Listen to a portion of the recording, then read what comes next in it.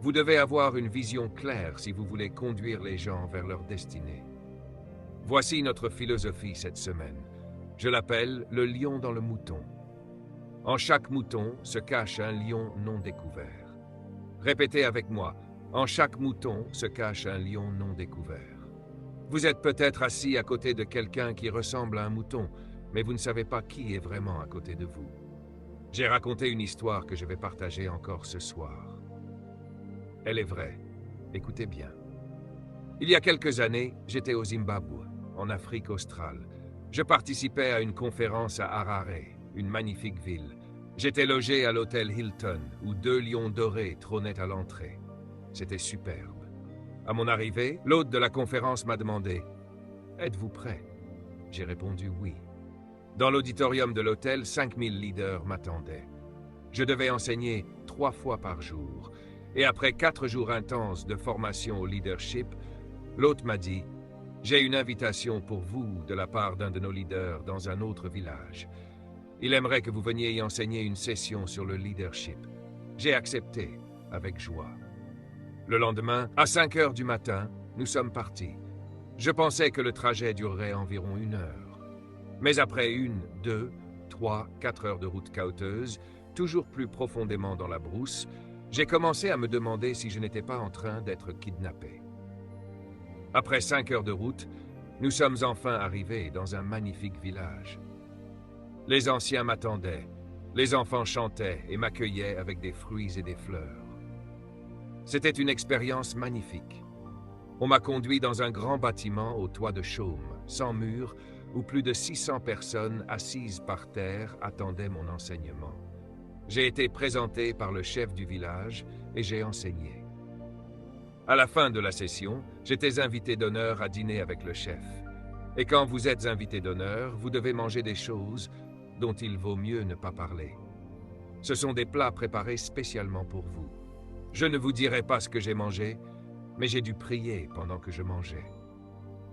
Une fois le repas terminé, comme le veut leur tradition, on a commencé à me raconter des histoires. Le chef m'en a partagé une histoire vraie qui illustrait parfaitement mon enseignement du jour. Il m'a raconté qu'un fermier du Zimbabwe, un berger, avait gardé des moutons pendant des années. Un jour, alors qu'il faisait paître son troupeau, il entendit un bruit venant de la brousse, comme un chat en détresse. En s'approchant, il découvrit un lionceau abandonné.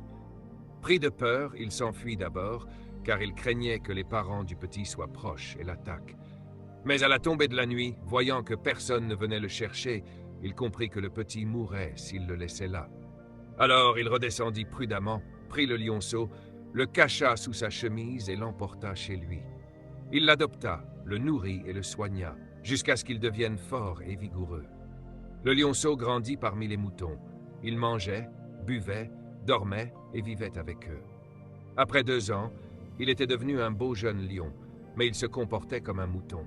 Il ne rugissait pas, il bêlait comme eux. Il essayait même de brouter l'herbe et les feuilles comme les moutons. Il pensait qu'il était un mouton parce qu'il avait grandi toute sa vie parmi eux. Et puis un jour, quelque chose se produisit. Quelque chose qu'il n'avait jamais vu auparavant. Le chef expliqua que le fermier lui avait raconté cette histoire et qu'elle avait changé sa vie. Un jour, alors qu'il faisait paître le troupeau, il entendit un son qu'il n'avait jamais entendu auparavant. Un son comme le tonnerre, qui fit trembler toute la forêt et résonner les montagnes. Pris de peur, il leva les yeux et vit apparaître de l'autre côté de la rivière une bête qu'il n'avait jamais vue. Un monstre gigantesque, effrayant, dont le rugissement fit trembler la jungle entière et sema la panique parmi les moutons. Les moutons se mirent à courir vers la ferme. Le jeune lion, persuadé d'être un mouton, courut avec eux. Il sauta la clôture, se réfugia dans l'enclos, tremblant comme les autres, persuadé qu'ils allaient tous être détruits. À travers les barreaux, il vit la bête plonger la tête dans l'herbe, puis la relever, tenant dans ses crocs un agneau couvert de sang. Elle secoua la tête comme pour dire « Je suis le roi », puis disparut dans la forêt avec l'agneau ensanglanté. Le petit lion resta pétrifié de peur et n'osa plus sortir. Mais quelques jours plus tard, le fermier conduisit encore son troupeau dans une autre prairie.